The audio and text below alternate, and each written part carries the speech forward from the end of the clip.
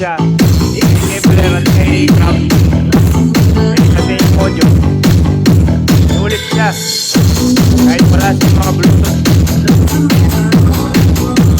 kahit wala siyang ibang mga features LCD, pero malakas at saka maganda yung sound niya.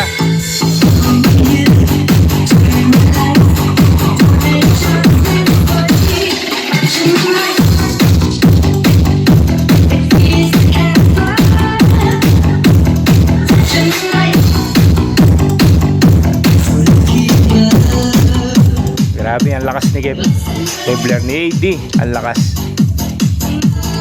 Yanig na yung buong bahay namin. Saka sa sound quality, maganda siya kay Kevlar at saka dun sa Crown. Lakas niya. Kahit wala na yung mga ibang features na LCD, saka wala siyang Bluetooth, USB, hindi na mahalaga yun kasi gagamitin naman natin yung nakamixer. Lakas niya. Saka malinis yung tunog niya.